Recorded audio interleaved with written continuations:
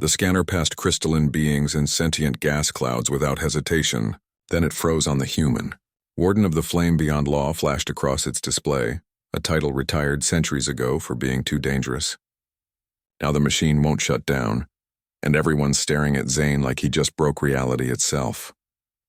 Nexus Prime's recruitment center presented itself as the galaxy's most exclusive hotel, complete with ambient music that supposedly adjusted to each species' ideal harmonic resonance. The entrance dilated with a whisper, but didn't react when Zane tested it from the inside. The machinery just ignored his push, like an expensive store ignoring a customer who can't afford anything. He found himself in a chamber where bioluminescent walls pulsed with intricate patterns that allegedly meant welcome in 1,000 languages. To human eyes, they looked less like greeting and more like an alien having a particularly violent seizure. The patterns shifted through colors that didn't exist in Earth's spectrum, occasionally settling on a shade that made his teeth ache. Every surface gleamed with polished alloys that reportedly cost more than most planetary annual budgets. The floor appeared to be solid diamond composite, yet gave slightly underfoot like expensive memory foam. Plush seating clusters floated at varying heights, adjusting themselves with faint hums whenever anyone approached. The lighting came from no discernible source, simply existing as perfect illumination without shadows or glare. This wasn't job recruitment in any conventional sense. The facility's brochure had been conspicuously vague about position details, compensation, or even employer identity. They'd scanned his genetic code upon arrival, taken retinal patterns, and downloaded his entire neural map before ushering him into this opulent cage. The luxury served as distraction from the fact that nobody left until the mysterious assessment concluded. Zane noticed the air carried a faint scent of ozone beneath the expensive perfume they pumped through hidden vents. The perfume shifted notes periodically, probably trying to find something pleasing to human olfactory senses. It never quite masked the underlying metallic tang of recycled atmosphere and powerful machinery.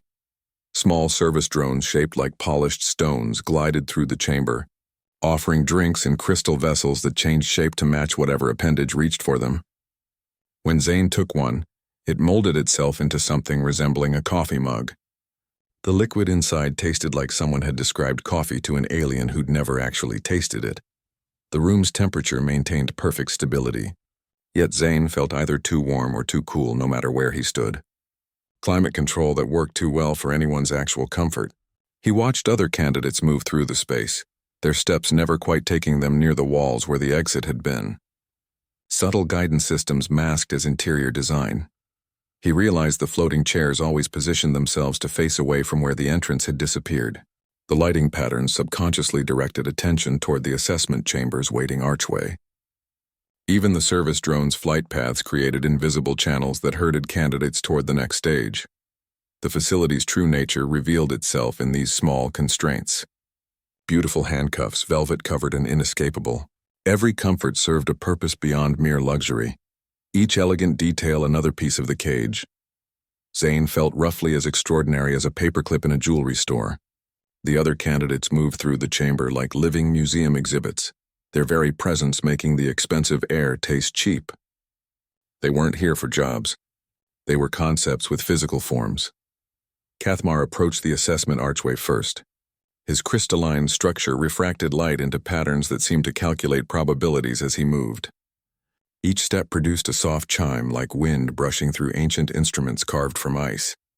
The sound lingered in the air after he passed, forming faint harmonic echoes that made nearby surfaces vibrate at frequencies just beyond human hearing. He didn't walk so much as translate himself through space in precise mathematical increments. Vorak occupied what appeared to be an elaborate containment suit that hissed with constant pressure adjustments. Through the visor, swirling gases shifted colors and densities in complex patterns. Condensation formed strange geometries on the inside of the glass that vanished as quickly as they appeared.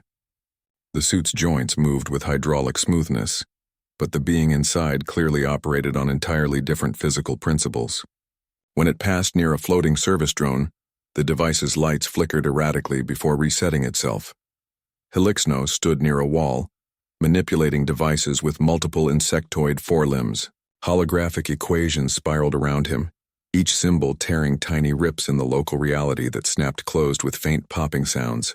His applications likely required specialized data storage units, while Zane's entire life history had fit on a standard tablet with room to spare for recreational media files. The other candidates carried themselves with the quiet certainty of entities who'd never filled out forms asking for emergency contacts or dietary restrictions. Zane realized he was the only one actually breathing. The others either processed atmosphere differently or didn't require it at all. His lungs felt conspicuously biological. His heartbeat suddenly loud in ears that couldn't interpret dimensional harmonics or pressure differentials. When the service drone offered him another attempted coffee simulation, he took it just to have something to do with his hands. The candidates exchanged glances that conveyed entire conversations.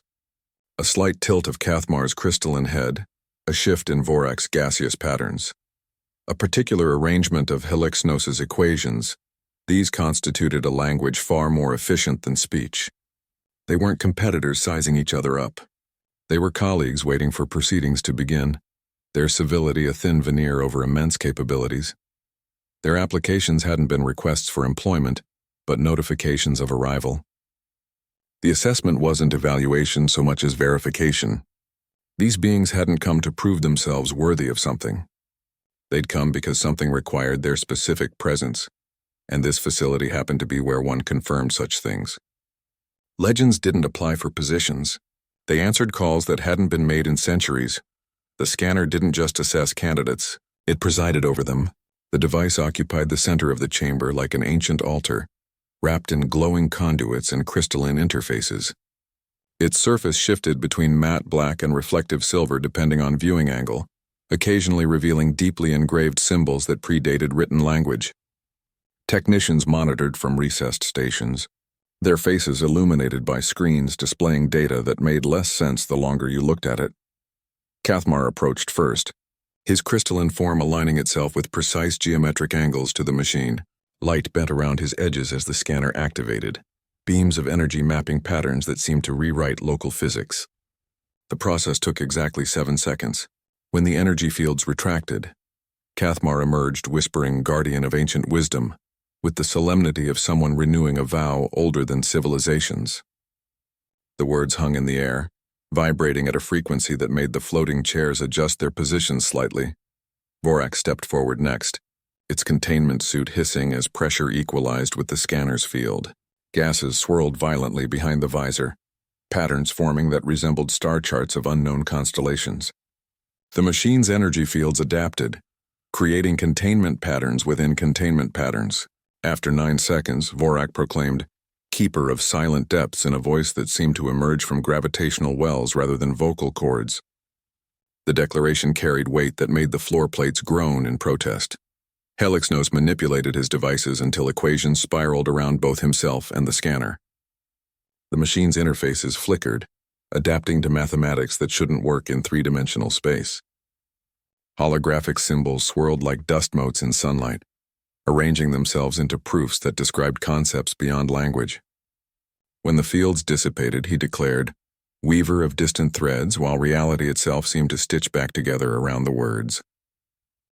The technicians monitored readings that corresponded to archetypes, not competencies. Their screens displayed symbolic representations of cosmic roles, patterns of destiny rather than skill assessments. They made adjustments to systems that clearly operated on principles nobody fully understood, their movements ritualistic rather than technical.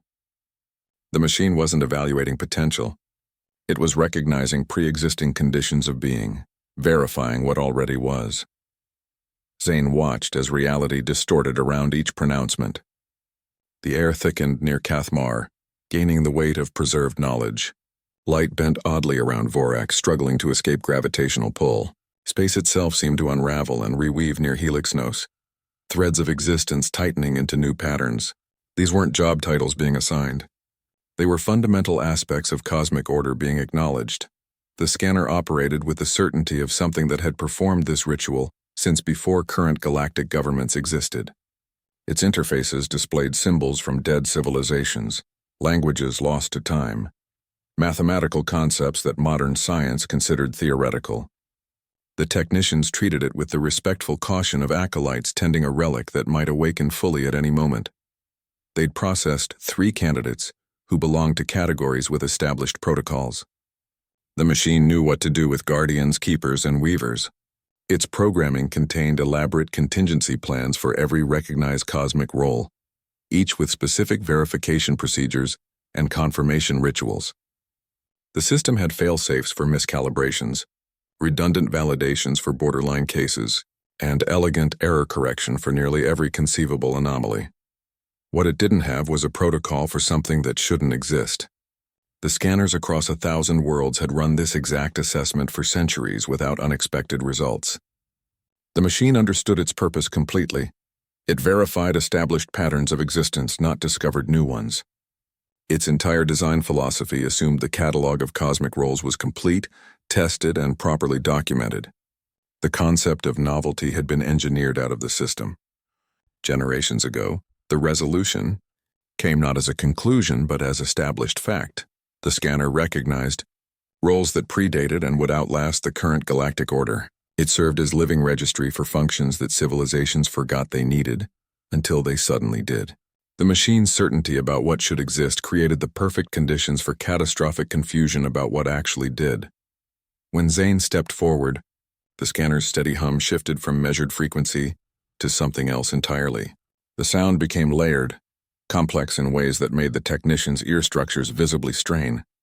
It wasn't louder, just more, as if the machine had been speaking a simple language and suddenly switched to reciting multidimensional poetry. The change felt wrong in a fundamental way, like hearing a clock tick in irregular prime numbers. Silence fell across the chamber so complete that Zane's own heartbeat sounded like percussion in vacuum. The other candidates froze mid-motion, their forms locking into positions that defied normal physics. Cathmar's crystalline facets stopped reflecting light entirely, becoming absolute black. Vorax gases hung motionless behind the visor. Helix Nos's equations hovered mid-calculation, symbols burning brighter than should have been possible. Error messages cascaded across every display in languages nobody recognized. Symbols scrolled too fast for optical tracking, ancient scripts mixing with geometric patterns that hurt to look at directly. The technicians scrambled to interpret markings that hadn't been seen since before their species achieved spaceflight. Their hands moved over controls that no longer responded to touch, gestures becoming increasingly frantic as system after system reported failures that made no technical sense. The lead technician triggered emergency shutdown protocols. The machine ignored them. Secondary shutdown commands met the same resistance. The scanner developed a stubborn sentience, its interfaces reorganizing themselves into configurations that matched nothing in the manuals. Status indicators shifted from standard warning colors to hues that didn't exist in visible spectrums, pulsing in rhythms that suggested annoyance more than alarm. Across Nexus Prime, security networks triggered alerts that hadn't activated in centuries. Containment fields snapped into place around the recruitment wing. Atmosphere processors reversed flow patterns. Energy grids rerouted power in emergency configurations last used during system-wide catastrophes. The facility's AI began running diagnostics on systems that were supposed to be infallible, finding errors in code that had remained unchanged for generations. Zane stood frozen, as systems never meant to fail began failing spectacularly. Lighting panels flickered through colors that made his stomach lurch. The floating chairs dropped 6 inches before catching themselves with jerky motions. Service drones collided with walls, their navigation systems overwhelmed by whatever the scanner was emitting. The bioluminescent walls displayed patterns that looked like screaming faces rendered in abstract geometry. The technicians abandoned their consoles, backing away from stations that were rewriting their own interfaces. Display surfaces melted and reformed into shapes that resembled ancient religious icons. Cables snapped taut as energy flows reversed direction unexpectedly. Cooling systems began emitting heat instead of absorbing it. The machine wasn't breaking down. It was transforming into something its designers never intended. What could cause such catastrophic failure in a system designed to handle cosmic entities? The scanner had processed beings of pure energy, multi-dimensional constructs and entities that existed outside normal spacetime. Its specifications included tolerance for reality warping, temporal anomalies, and conceptual paradoxes. The manuals contained entire chapters on accommodating impossibilities. Nothing in its design could explain why a human would trigger complete systemic collapse.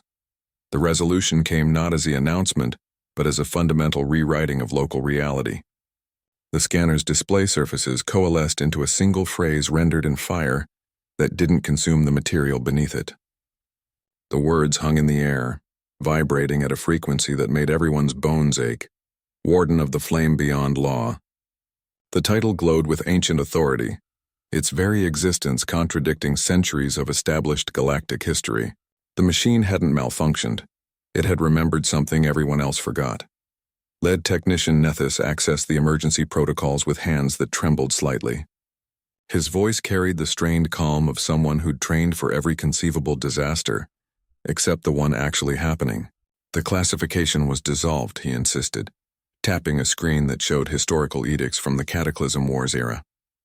Warden of the Flame does not exist. It was retired, redacted, and removed from all registries. The words appeared in official galactic script, accompanied by dissolution certificates signed by governments that hadn't existed for centuries. The documents bore the seals of forgotten empires, their validity unquestioned for generations. The scanner responded not with argument but with fact. Its interfaces glowed brighter, the fiery letters of Warden of the Flame Beyond Law burning into the air with tangible heat. A voice emerged from the machine, ancient and final, that made the polished floor plates vibrate. It does now. The declaration hung there, simple and absolute, refusing to acknowledge the centuries of bureaucracy arrayed against it. The machine wasn't debating, it was correcting the record. Historical archives clearly marked the position as terminated due to excessive danger. The Warden's powers had proven too unstable, too corrosive to the user and reality itself. Galactic law specifically prohibited reactivation, with penalties ranging from dimensional exile to conceptual erasure. Entire legal frameworks had been constructed around ensuring this particular title remained buried. The scanner regarded these laws as one might regard interesting but irrelevant historical fiction. Zane became living evidence that official records contained significant gaps. He stood there looking entirely ordinary while the machine insisted he represented something extraordinary. His human physiology appeared hopelessly inadequate for containing cosmic power, yet the scanner's certainty suggested otherwise. The technicians checked their instruments repeatedly, finding no errors in the systems that kept reporting this impossibility. Reality itself contradicted the paperwork. Protocols failed spectacularly at this juncture. The emergency manuals contained procedures for equipment malfunction, candidate instability, even localized reality collapse. None addressed what to do when historical facts turned out to be wrong. The system had been designed to handle technical errors, not ontological disputes. The technicians faced the uncomfortable realization that their entire operational framework assumed reality would conform to documentation. The alarm stemmed from what the title represented. Wardens hadn't just wielded power, they challenged the fundamental order of things. Their authority existed outside normal hierarchies, answering to necessities rather than laws. The position's return suggested either catastrophic system failure or something far worse, that circumstances required reactivating a power that sane civilizations had wisely retired. The scanner's stubborn insistence pointed toward necessity rather than error. It remembered why the position had been created, not just why it had been retired. The resolution settled over the chamber like dust after an explosion. Either the most reliable assessment system in known space had developed unprecedented faults, or reality itself demanded the return of something too dangerous to exist under normal circumstances. The technicians quietly began shutting down non-essential systems, their movements suggesting they'd reached their own conclusions. When cosmic necessity knocks, even the most stringent regulations become suggestions. The other candidates shed their applicant disguises like worn-out costumes. The polite civility they'd maintained evaporated, replaced by the quiet authority of entities who'd been playing roles for someone else's benefit. Their movements lost the careful containment they'd practiced, revealing the immense capabilities they'd been politely hiding. The recruitment chamber suddenly felt entirely inadequate to contain what stood within it. Cathmar's crystalline form intensified until light fractured around him. His edges became impossibly sharp, facets reflecting not just light but possibilities. The air near him took on the weight of preserved knowledge, thick with the scent of ancient libraries and forgotten equations. His chiming footsteps now resonated with the frequency of tectonic plates shifting, each step a geological event measured in millennia rather than moments. The polite candidate facade vanished, revealing something that had witnessed civilizations rise and fall. Vorak's containment suit dissolved into mist, revealing swirling cosmic dust contained by nothing but will. The gases coalesced into patterns that mapped distant nebulas and dying stars. His presence altered the chamber's gravity, making floating chairs drift toward him like small moons caught in planetary pull. The hissing pressure adjustments became the background noise of interstellar winds moving through impossible distances. What had seemed like a being in a suit revealed itself as a localized piece of the cosmos, pretending to be smaller than it was. Helixnos projected equations that rewrote local physics. His holograms ceased being displays and became reality edits. The floating chairs near him developed extra dimensions temporarily. Light bent around his form in ways that made nausea a geometric certainty, rather than biological reaction. His insectoid limbs moved through calculations that altered fundamental constants in their immediate vicinity. The candidate who'd seemed like a technical specialist revealed himself as someone who treated physics as suggestions rather than rules. They explained they'd waited lifetimes for this specific moment. Their applications hadn't been requests but notifications of readiness. The assessment wasn't evaluation but synchronization, verifying they remained attuned to realities that might require their specific capabilities. They'd maintained their disguises not to deceive but to avoid causing panic among species that had forgotten why such beings might need to exist. Their earlier civility had been veneer over ancient responsibilities. The polite nods and measured responses covered depths of experience that made the facility's security protocols seem like children's games. They hadn't been competing for positions but standing ready, should those positions become necessary again. Their patience wasn't politeness but the infinite endurance of entities who understood cosmic timelines. They weren't competitors but potential mentors and anchors. Their roles complemented rather than contested with the Warden's function. Cathmar preserved what needed keeping. Vorak understood depths beyond comprehension. Helixnos connected threads across realities. Together they formed a council that could guide and restrain a power too dangerous for any single being to wield unsupervised. Their presence here wasn't coincidence but contingency planning on a galactic scale. Zane realized they'd expected this outcome all along. Their applications had arrived within hours of each other after centuries of silence. They'd submitted to the assessment process not because they needed validation, but because the system required proper sequencing. They'd known the scanner would eventually identify someone worthy of the title, and they'd positioned themselves to be there when it happened. Their patient waiting suggested they understood the galaxy's needs better than the galaxy understood itself. The trio disclosed they were survivors from the Cataclysm Wars era. Their longevity wasn't biological but conceptual.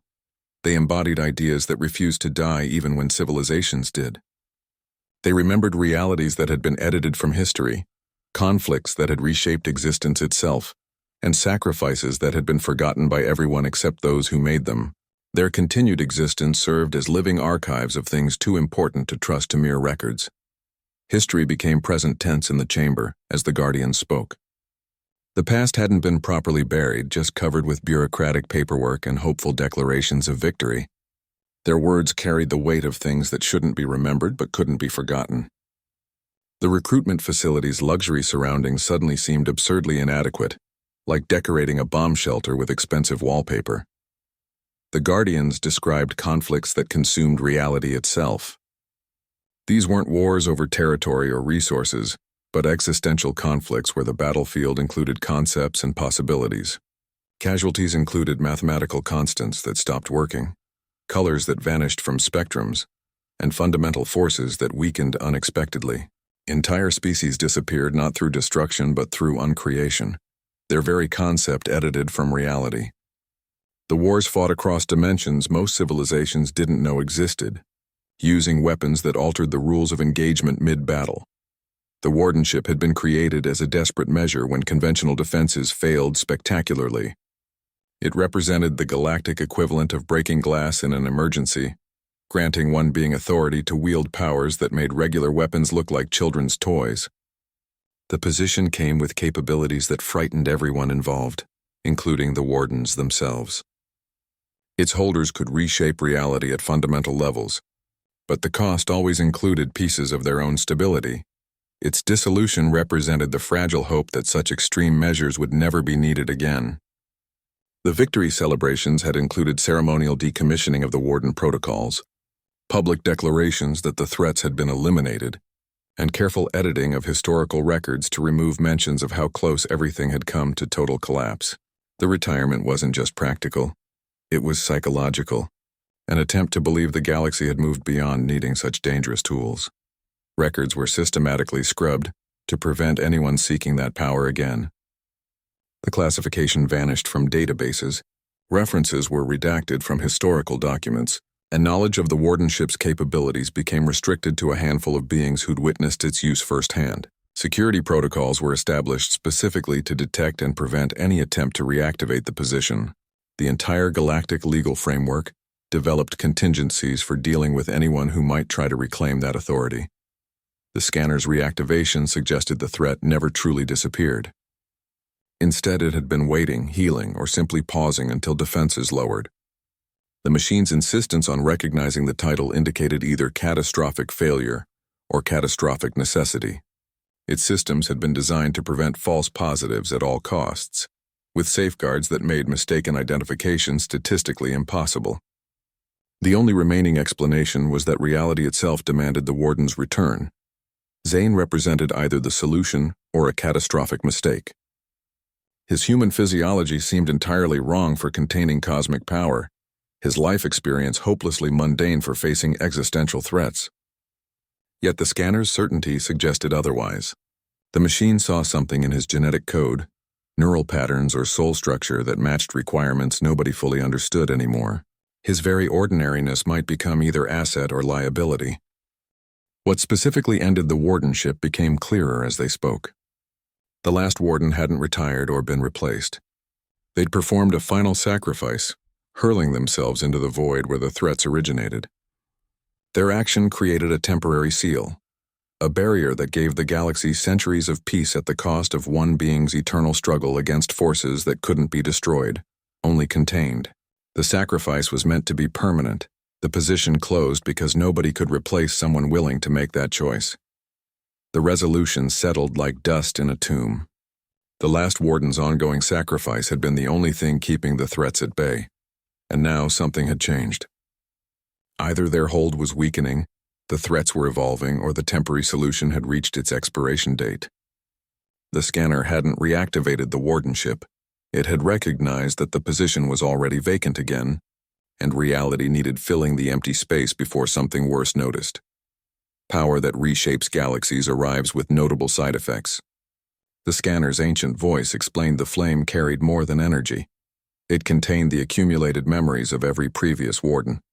Their experiences, decisions, and mistakes all lingered within the fire, waiting to influence whoever touched it next. Knowledge without wisdom became dangerous information in that context, particularly knowledge that included how to unmake stars. The flame didn't just consume matter like ordinary fire. It consumed concepts and possibilities, burning away ideas and potential futures along with physical objects. It could erase mathematical constants from local reality or remove colors from the visual spectrum. Previous Wardens had struggled with the intoxication of such ultimate power, the temptation to solve problems by making them cease to exist entirely. Several had nearly become what they fought, their restraint eroded by the ease of absolute solutions. Restraint became more critical than capability when wielding such force. The ability to not do something often proved harder than doing it.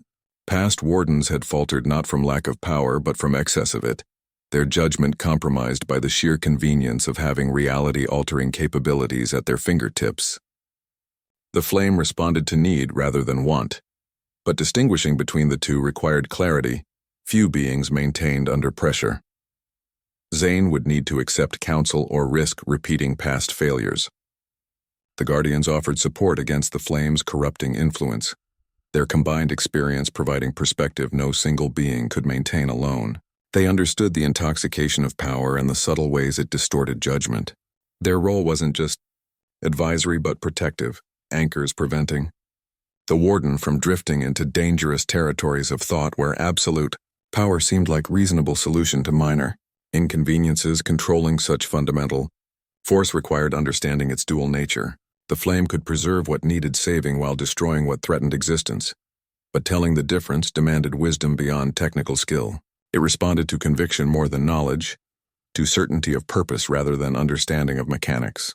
The previous wardens who'd struggled had often understood perfectly how the flame worked, while losing sight of why they were wielding it. The flame's memories offered both warning and guidance. They showed the paths others had taken, the compromises they'd made, the points where their resolve had weakened.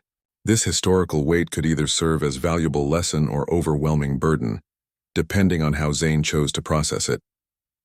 The Guardians could help filter this information, providing context for experiences that might otherwise overwhelm human consciousness. Human perspective might offer unexpected advantages here.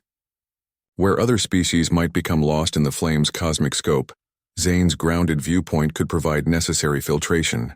His ordinary experiences might help him recognize when the power was leading him toward abstraction rather than practical solution.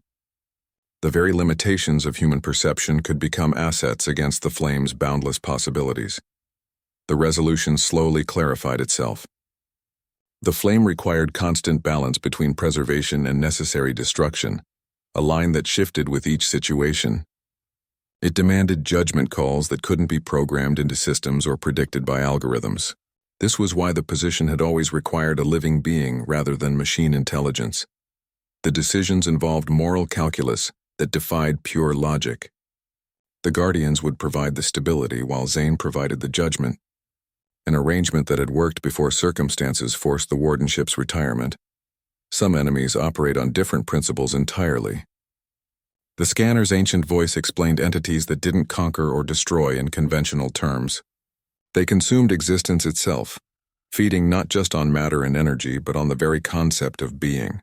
Their hunger erased reality from multiple dimensions simultaneously, leaving behind voids where nothing remained, not even the memory that something had been there before. Conventional weapons proved spectacularly useless against such metaphysical consumption. You couldn't shoot an idea with plasma rifles or contain conceptual erosion with force fields. The Devourers operated on levels beyond physical combat, their attacks erasing the rules that made weapons functional in the first place. Armies found their strategies meaningless when the battlefield itself could be unmade around them. The last Warden's sacrifice had only bought time rather than victory. Their desperate act created a temporary barrier, a pause in the consumption that allowed civilizations to rebuild under false security. The celebration of victory had been premature. The threat hadn't been eliminated, merely delayed. The Devourers had been recovering, adapting, or simply waiting while the galaxy convinced itself the danger had passed. Their return suggested the galaxy's reprieve had reached its expiration date. Scout probes began appearing at the edges of charted space, their presence indicated by strange voids where familiar constellations should be. The patterns of disappearance suggested systematic exploration, rather than random feeding. They were testing defenses, mapping vulnerabilities, preparing for proper consumption operations to resume. Zane's emergence coincided precisely with their renewed activity. The scanner's reactivation and the probe sightings shared temporal coordinates that couldn't be explained by coincidence. His appearance represented either desperate response to escalating threat or unfortunate timing that placed him at ground zero of something apocalyptic. The machine's certainty suggested response rather than accident. Fighting something that consumes reality requires unconventional approaches. You can't defeat hunger with more hunger or erase erasure through counter-erasure. The conflict occurs on conceptual battlegrounds where conventional logic becomes liability rather than asset. Success demands understanding not just how to attack, but how to defend concepts themselves, preserving the idea of existence against forces that would make it never was. The flame represents one of few forces that can match their consumption. Where Devourers erase, the flame preserves through transformation. It burns away threats while maintaining essential structures, consuming dangers without consuming what they threaten. Its power operates on similar metaphysical levels but with different intentionality. Defense rather than consumption, protection rather than eradication. This makes the Warden not just weapon wielder but counterbalance. The position exists because some hungers can't be satisfied, only met with equal force directed toward preservation. The flame answers consumption with conviction, emptiness with purpose, erasure with stubborn persistence. It represents the galactic immune response to existential infection, the body recognizing something that shouldn't be there, and marshaling defenses accordingly. The resolution becomes clearer through necessity. You don't fight reality consumption with bigger guns but with stronger reality. The flame reinforces existence against erosion, burning away the conceptual parasites that feed on being itself. Its effectiveness lies in operating by different rules than what it opposes, creating a standoff where neither side can easily overcome the other. The conflict becomes measured in persistence rather than victories. Touching the flame felt like remembering something you never knew, a sensation so deeply familiar, it bypassed conscious thought entirely. Zane reached toward the energy that defied physical description. It appeared as shifting light, then sound, then concepts that made his eyes water trying to focus. His hand didn't burn but tingled with the awareness of infinite possibilities contained within that space. The flame hovered between existence and metaphor, daring him to grasp what couldn't be held. His human consciousness struggled immediately. Information flooded his mind without organization or context.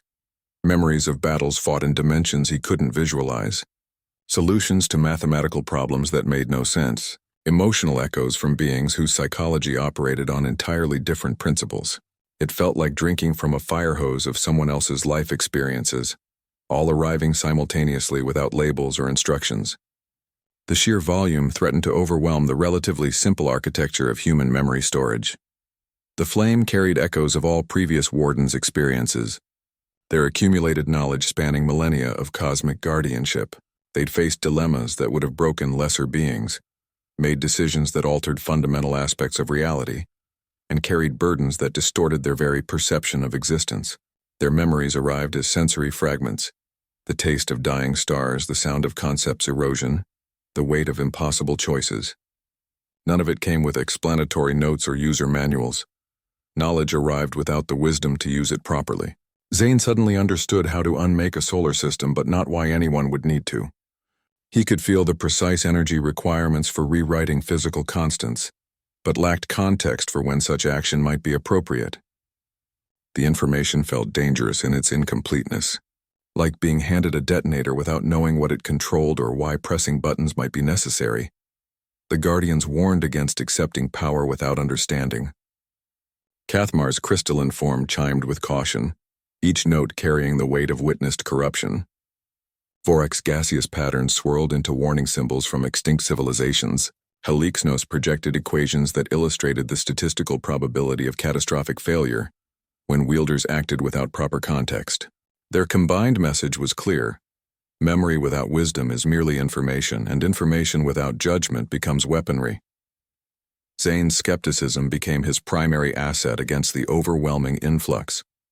Where other species might have embraced the flood of cosmic knowledge unquestioningly, his human mind instinctively questioned everything.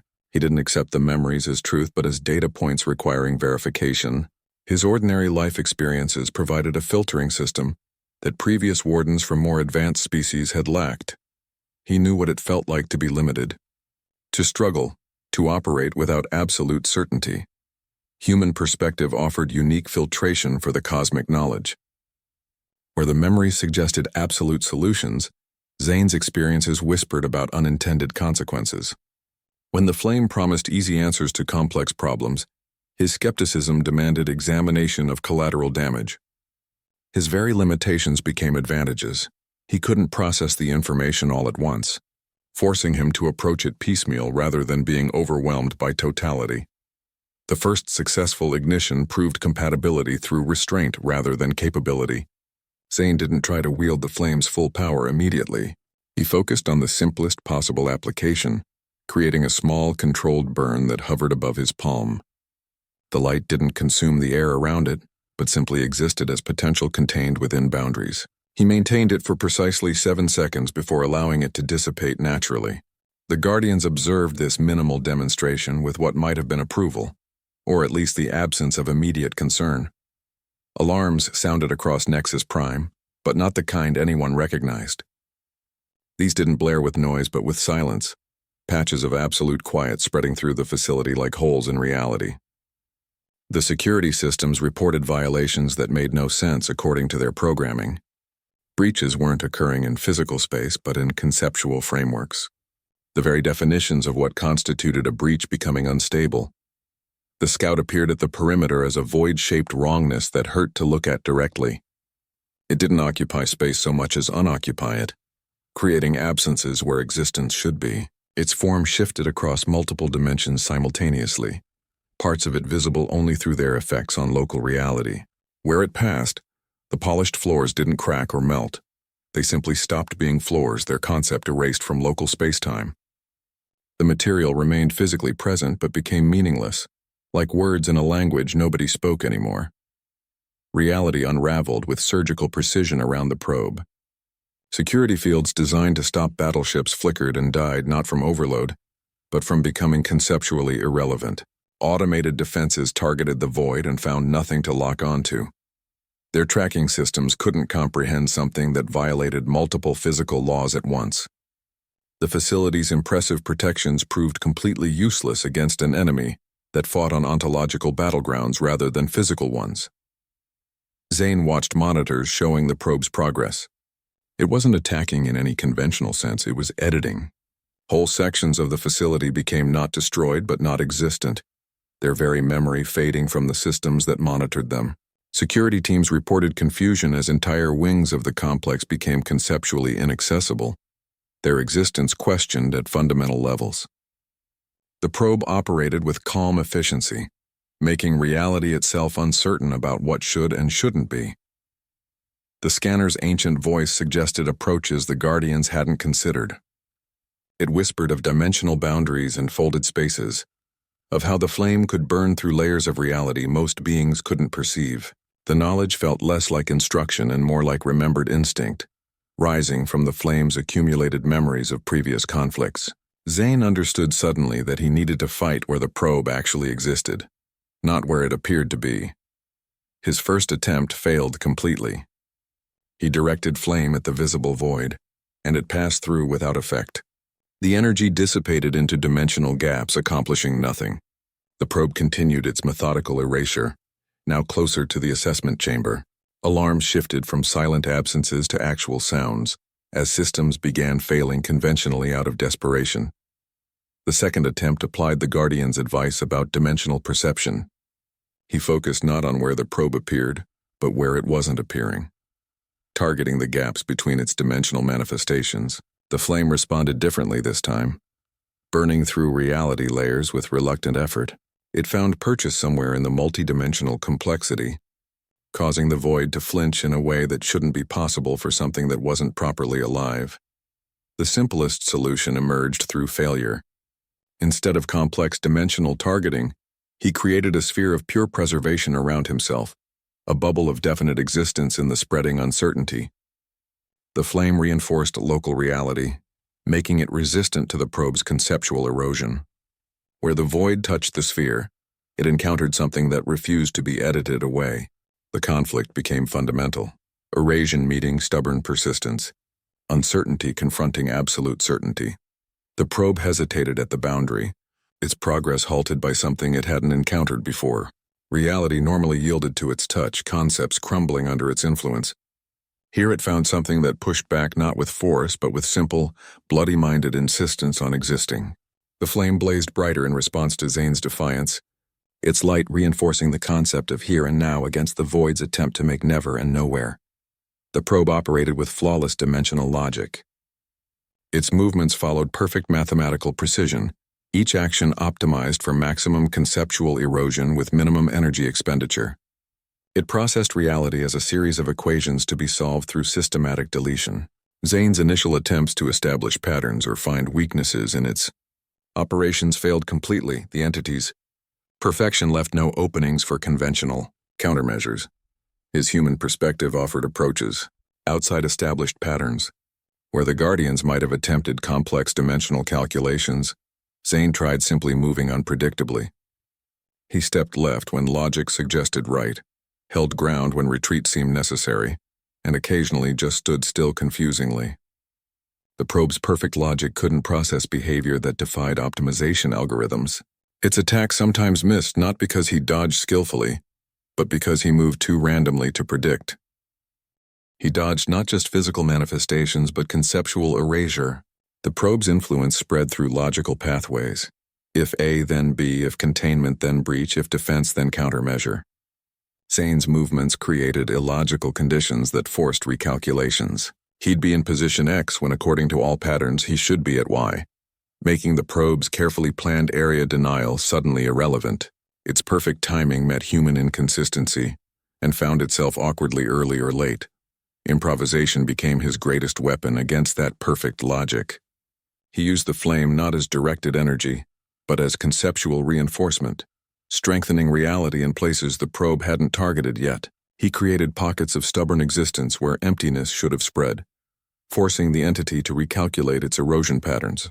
The Guardians observed with growing interest rather than intervention, their forms shifting slightly as they analyzed this unconventional approach. His mistakes revealed unexpected vulnerabilities in the probe's perfection.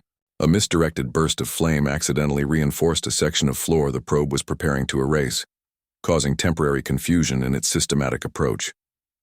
And stumbled movement placed him where he shouldn't be according to combat logic, making the probe's next attack hit nothing but air. Each error created data points that didn't fit the entity's perfect models, forcing constant recalibration.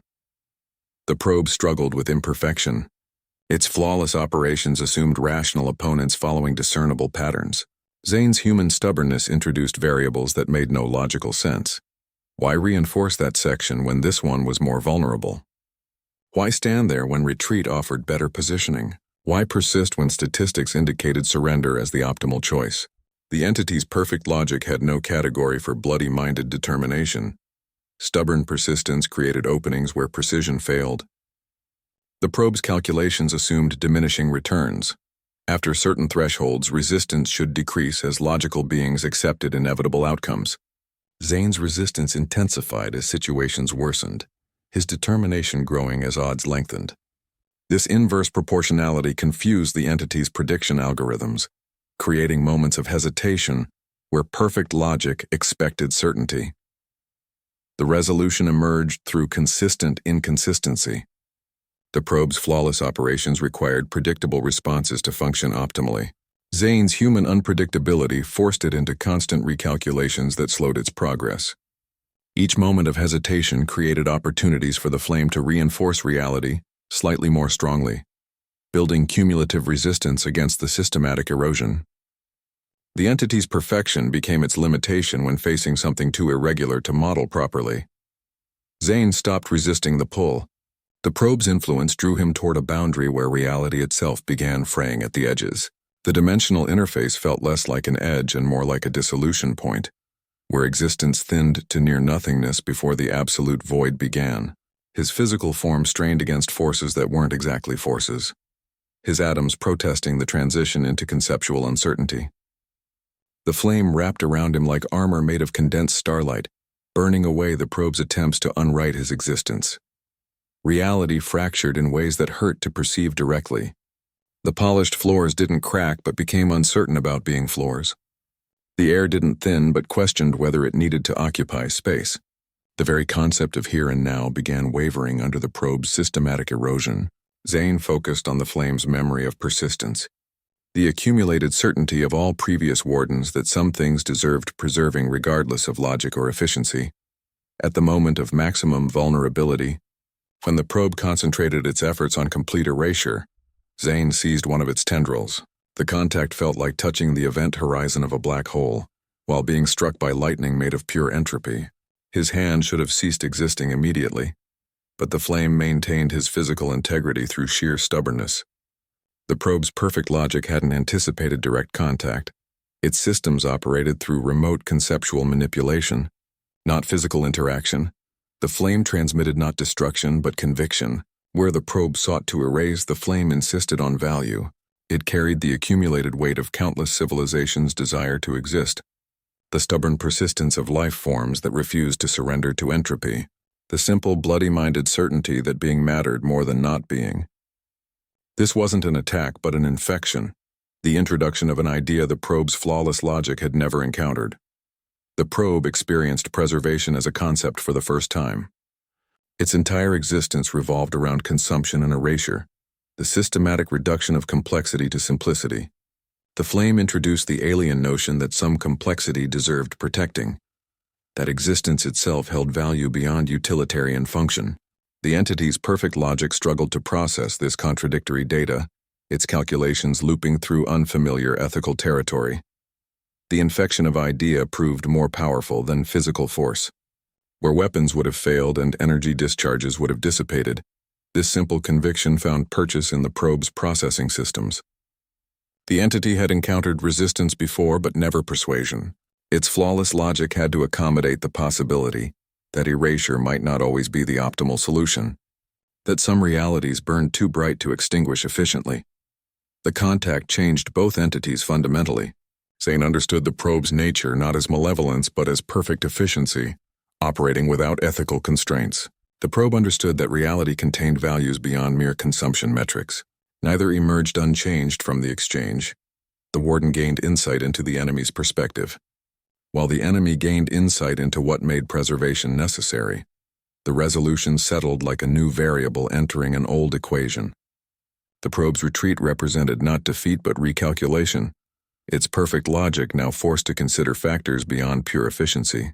Zane stood breathing heavily, his hand still tingling with the memory of contact with something that shouldn't be touchable. The Guardians observed quietly, their forms shifting in what might have been approval or simply renewed calculation. The rules of engagement had just been rewritten by an act of desperate improvisation. When an entity that consumes reality simply chooses not to, the silence becomes louder than any explosion. The probe withdrew without conventional victory conditions, its retreat so orderly it felt more like conclusion than surrender. It didn't vanish dramatically or leave lingering threats. It simply ceased consumption operations with the same efficiency it had begun them. The void-shaped wrongness diminished gradually, reality stitching itself back together where the erosion stopped. Polished floors remembered being floors again, air resumed occupying space properly, and the facility's security systems reported normalcy with confused relief. Its departure represented recalculation rather than defeat. The probe hadn't been destroyed or overpowered, it had recategorized.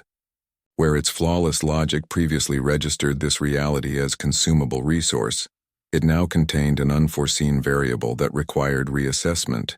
Zane's persistence introduced human stubbornness into equations that had never accounted for such illogical determination. The entity's withdrawal wasn't retreat but strategic recalibration, its vast intelligence processing new data that challenged fundamental assumptions. The devourer entity began recalculating value assessments of this reality. Its consumption algorithms had to accommodate the possibility that some existences defended themselves through means beyond pure power. The probe's sensors had recorded something unprecedented, reality fighting back not with counter-erasure, but with stubborn insistence on its own worth. This introduced ethical variables into what had previously been pure efficiency calculations, forcing the entity to consider factors beyond consumption metrics. The Guardians recognized this as an outcome without historical precedent. Cathmar's crystalline facets shifted through colors indicating astonishment. Vorak's gaseous patterns swirled into configurations matching ancient symbols for impossibility. Helixnos projected equations that kept resolving to statistical anomalies. Historical records showed no previous Warden had achieved such result. They'd repulsed devourers through overwhelming force or sacrifice, never through introducing conceptual uncertainty. The scanners across generations had documented victories through destruction, not through persuasion. This encounter established new rules of engagement for a war that had been fought the same way for millennia. The conflict shifted from pure power confrontation to something more complex, a battle of ideas fought on conceptual battlegrounds. The flame had proven it could infect perfect logic with imperfect conviction, introducing variables that even reality-consuming entities had to process. Future engagements would need to account for this unexpected capability, this human talent for making irrational persistence into strategic advantage.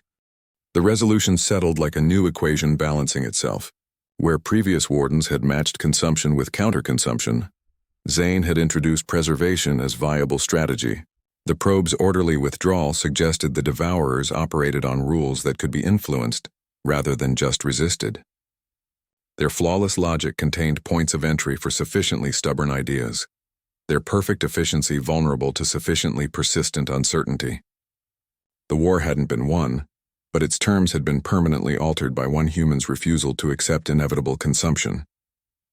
Flaws become features when facing perfection. The probe's flawless logic had no defense against human inconsistency. Helixnos observed this with something resembling approval, his equations shifting to accommodate the statistical anomaly of persistent imperfection. Humans attempt impossible things routinely, he noted, the holographic symbols around him arranging into patterns that represented sheer stubbornness. Their reputation for stubborn improvisation apparently preceded them across species lines, a footnote in galactic databases that most civilizations considered amusing trivia rather than strategic advantage. Human perspective offers unique filtration for cosmic power. Where previous wardens had been overwhelmed by the flame's accumulated memories, Zane's ordinary consciousness processed them through a lens of mundane experience. He interpreted cosmic knowledge through the filter of human limitations, asking practical questions where others might have accepted abstract answers. The flame responded well to imperfect but determined guidance, its energies aligning with his straightforward intentions rather than complex calculations. It seemed to appreciate being directed by someone who saw it as tool rather than birthright. Previous wardens from other species struggled with absolute power. Their advanced capabilities became liabilities when handling forces that required restraint more than competence. Records indicated several had succumbed to the intoxication of unlimited capability, their judgment eroded by the ease of absolute solutions. They'd operated on scales where subtlety became irrelevant, where problems could be solved by making them cease to exist entirely. Their sophistication left them vulnerable to the simplest corruptions. Human skepticism provides natural resistance to such corruption. Zane's initial reluctance, his persistent questioning, his refusal to accept cosmic responsibilities without examination, these became assets against the flame's seductive power. Where other species might embrace ultimate capability unquestioningly, humans instinctively distrusted gifts that seemed too generous. His ordinary background created built-in safeguards against the intoxication of absolute power. His mind constantly comparing cosmic scale to human scale. The Guardians realized they needed human traits specifically. Cathmar's crystalline form shifted through colors indicating reassessment. Vorax gases swirled into configurations that represented value recalculations. They'd been waiting for someone who could wield the flame without being consumed by it, and human imperfections turned out to be the perfect counterbalance to absolute power. Their entire approach shifted from managing a warden's capabilities to supporting a human's limitations. Zane's very ordinariness becomes his greatest strength. His lack of cosmic destiny or mystical understanding allows him to approach situations with pragmatic simplicity. Where others see existential threats, he sees problems requiring solutions. The flame responds to this straightforward approach, its energies flowing more naturally when directed by need rather than ambition. His human perspective provides the anchoring point that previous wardens lacked, the connection to ordinary existence that prevents cosmic scale from distorting judgment. This changes their approach fundamentally. The Guardians shift from instructors to supporters, their role becoming reinforcement rather than guidance. They provide stability while Zane provides judgment, creating a balance that might finally allow the wardenship to function as intended. The team's dynamics reorganize around human limitations becoming strategic advantages, their combined capabilities covering what any single being might lack. The resolution settles quietly. Perfection meets its match in persistent imperfection, and the galaxy might survive because of it. The scanner made it official with a pronouncement that echoed through facilities designed to contain such pronouncements. Warden of the Flame Beyond Law appeared across every display surface, the words burning themselves into reality with finality. There were no congratulations or ceremonies, just the grim acknowledgement that someone needed to hold the position, and Zane happened to be the unfortunate selection. The machine's interfaces shifted from assessment mode to something resembling deployment readiness, their symbols reorganizing into configurations nobody had seen active for centuries. The Guardians approached not as subordinates but as equals accepting necessary roles. Cathmar's crystalline form chimed with formal recognition, the sound carrying the weight of ancient agreements. Forex's gaseous patterns swirled into oath signs from forgotten civilizations. Helixnos projected equations that bound their fates together in multidimensional mathematics. They pledged service as anchors in council, their civility replaced by the solemnity of entities accepting inevitable responsibilities. Their combined capabilities covered aspects of reality no single being could manage alone. Preservation, depth, connection, and now human stubbornness. The facility's purpose shifted immediately from assessment to mobilization. The luxurious recruitment center transformed into something more functional and considerably less comfortable. Floating chairs locked into fixed positions forming workstations. Bioluminescent walls displayed star charts instead of welcoming patterns. Service drones reconfigured into communication relays and sensor arrays. The opulent cage became operational headquarters, its expensive furnishings suddenly looking inadequate for the scale of what they faced. Nexus Prime became command center for defensive efforts that conventional authorities didn't know existed.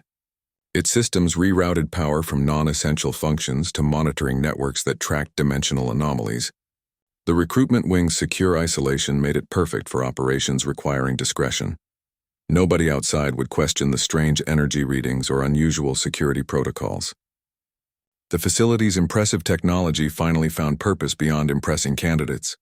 Star charts glowed across every surface, showing devourers spread across galactic sectors. The patterns indicated systematic consumption operations progressing slowly, but inexorably. Conventional authorities remained blissfully unaware of the existential threat, their sensors calibrated for normal space hazards rather than conceptual erosion. The team would operate outside official channels, their actions potentially appearing destructive while actually preserving reality from worse fates. They must balance power with responsibility constantly, a task previous wardens had failed spectacularly. The Flame's capabilities were limited only by imagination and will, making restraint more critical than competence. The Guardians would provide the stability while Zane provided the judgment, their combined perspectives preventing the corruption that had claimed earlier holders of the position.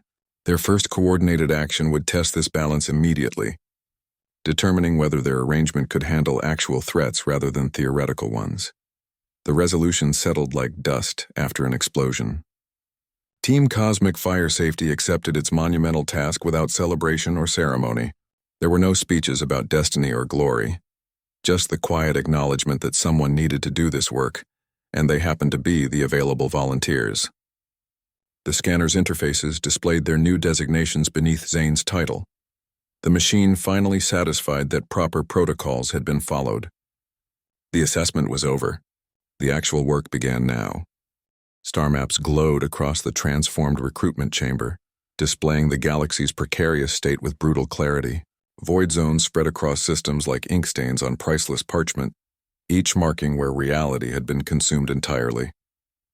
The Devourer's encroachment progressed with slow inevitability, their advance measured in erased constellations and missing sectors. Conventional authorities remained blissfully unaware, their sensors calibrated for normal space hazards rather than conceptual erosion.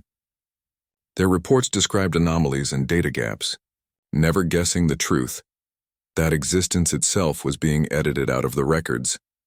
The team operated outside official channels because official channels didn't lead where they needed to go. Galactic governments had protocols for invasions, rebellions, even temporal incursions. None addressed enemies that consumed the very concept of being. Their actions would inevitably appear destructive to outside observers, burning away realities to save larger ones, sacrificing sectors to preserve existence itself.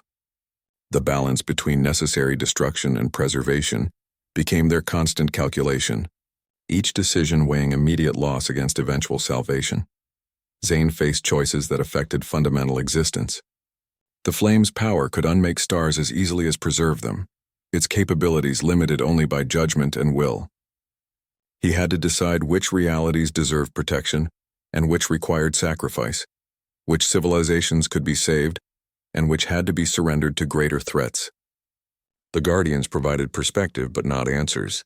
Their experiences showed multiple paths, each with costs and consequences that made simple solutions impossible.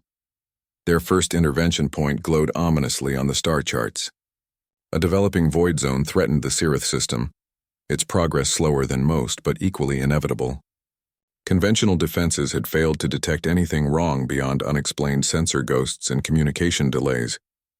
The system's inhabitants continued their daily lives unaware that their very existence was being methodically erased from multiple dimensions simultaneously. The team's challenge involved stopping this erosion without revealing the true nature of the threat to civilizations. Unprepared for cosmic truths, the scale of the threat finally matched the scale of their responsibility. They weren't defending territories or resources but existence itself, fighting on battlegrounds where conventional victories meant nothing. Each decision carried weight that would have crushed lesser beings, each choice affecting realities beyond their immediate perception. The transformed recruitment center felt suddenly inadequate for containing decisions of such magnitude, its luxurious origins absurd against the grim work ahead. They prepared for their first coordinated action with quiet efficiency. The Guardians shifted into operational modes they hadn't used for centuries, their forms adapting to combat realities rather than assessment protocols. Cathmar's crystalline structure sharpened into tactical configurations. Forax gases swirled into sensor patterns designed for multidimensional tracking.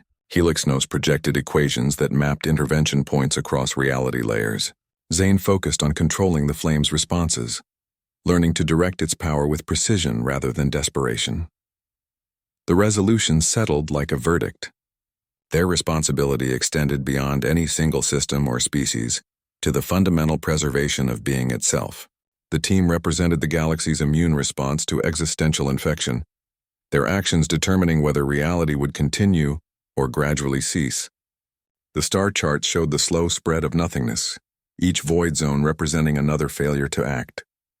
Their first intervention would test whether their unusual combination of capabilities could actually change the equation or whether they were merely delaying the inevitable. Destiny felt less like a calling and more like a persistent inconvenience that wouldn't take no for an answer. Zane reflected on the sheer absurdity of standing in what used to be a luxury recruitment center, now repurposed as a command post for saving reality itself. His human life had prepared him for dodging laser fire and negotiating contracts, not debating the ethical implications of unmaking solar systems. The disconnect was almost funny if you ignored the galactic stakes involved. The flame's memory integrated with his consciousness at a gradual, almost thoughtful pace. It didn't flood his mind all at once but arrived in manageable pieces, like someone carefully unpacking dangerous artifacts. He'd get flashes of previous Warden's experiences, the taste of dying stars, the weight of impossible decisions, the eerie calm before reality-altering actions. Each memory came without context, leaving him to piece together their significance like solving puzzles with missing pieces. He learned to filter this cosmic knowledge through human perspective. Where previous Wardens might have accepted the memories as absolute truth, Zane questioned everything. His ordinary experiences became a sorting mechanism. If a solution felt too easy or a memory seemed too certain, he approached it with skepticism. This wasn't disrespect for his predecessors, but practical recognition that their context might not match his current reality. Human limitations became assets against the seduction of absolute power. The Guardians provided context without overwhelming guidance. Cathmar offered historical parallels from forgotten conflicts, his crystalline chiming conveying nuances lost in translation. Forax gaseous patterns swirled into cautionary tales from extinct civilizations. Helixnos projected equations that illustrated potential outcomes without prescribing actions. They understood that too much direction would undermine the very human qualities that made Zane effective. Their support came as options rather than instructions, possibilities rather than commands. His skepticism transformed from obstacle to tool. Where he'd initially resisted the entire situation, he now used his doubt to test assumptions and challenge easy answers. When the flame suggested simple solutions, his human practicality asked about unintended consequences. When memories urged immediate action, his caution demanded strategic planning. This balancing act between cosmic capability and human restraint became his operational method. The team developed unique dynamics that blended their species' strengths. Cathmar's ancient wisdom provided historical context. Vorak's depth offered multidimensional perspective. Helixnos's calculations mapped probable outcomes, and Zane's human stubbornness kept them grounded in practical reality. They learned to communicate through shorthand that respected their different natures: crystal chimes, gas patterns, equation clusters, and simple human speech finding common ground in necessity. Their coordinated capabilities represented something new in cosmic conflicts. Previous wardens had operated as solitary figures with supporting castes, but this arrangement distributed responsibilities according to strengths rather than hierarchy. The Flame provided power, the Guardians provided stability, and Zane provided judgment. None could function properly without the others. This interdependence became their greatest strength against enemies that exploited isolation. Reluctance gradually transformed into determined acceptance. Zane didn't embrace destiny so much as acknowledge practical reality. Someone had to do this work, and he happened to be the available candidate. His human life hadn't prepared him for cosmic responsibilities, but it had prepared him for adapting to impossible situations. The team's first real test waited at the Sirith system, where reality was slowly being edited out of existence. They'd find out soon whether their unusual combination could actually change anything. The scanner's apparent malfunction proved more accurate than centuries of protocol. Reality sometimes dismisses official records when necessity arises, reactivating roles that bureaucracy retired, but existence still requires. Team Cosmic Fire Safety mobilizes against the quiet consumption eating at the galaxy's edges, an unacknowledged defense force operating where governments cannot see the threat. They move toward the Sirith system, where stars fade from memory and concepts unravel silently. Their mission isn't conquest but preservation. Their authority written not in laws but in the stubborn refusal to let existence be edited into oblivion.